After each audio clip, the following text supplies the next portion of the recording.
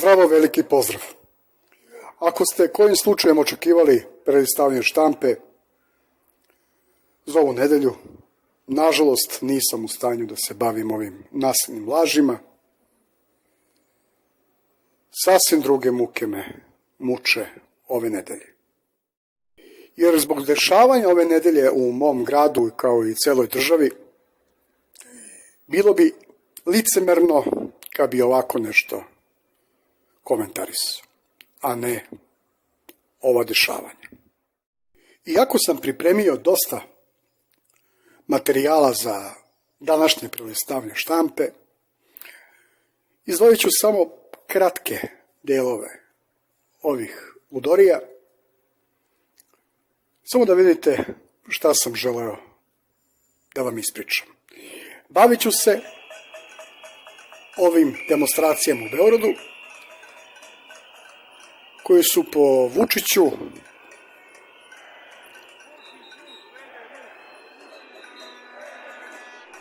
organizovali ravnozemljaši.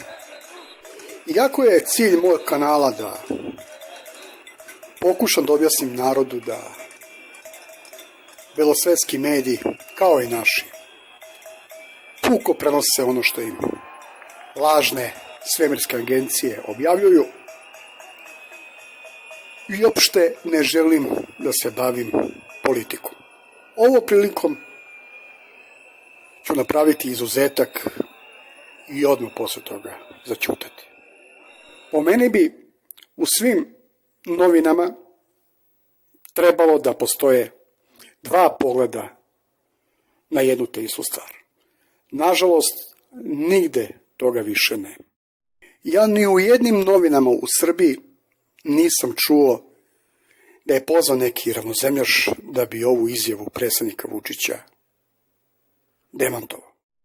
Ova fotografija sa demonstracija govori kakav je sloj ljudi dolazio na te demonstracije. I pošto sam ustanovio da na ovom skupu nisu bili ravnozemljaši, ostaju nam samo Hrvati. Da li je ovaj dečko Hrvat? Nebitno je. Nije srpski gaziti ljude koji su na zemlji. Makar oni bili i ravnozemljaši ili protivnici bilo koje ideologije. U sredu sam morao da zatvorim prozor u svojoj sobi jer je suzavac toliko jako ulazio u nju. A moj stan je udaljen više od 2 kilometra od Skupštine Srbije. I meni, kao čoveku koji se uopšte ne razume u domaću politiku, nije jasno kako neko može da baci suzavac ispred porodilišta. I odakle nama, to jest među nama, tolika mržnja.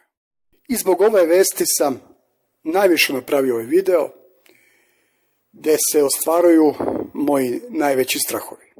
Vučić je najavio vakcinisanje preko 30% građana Srbije.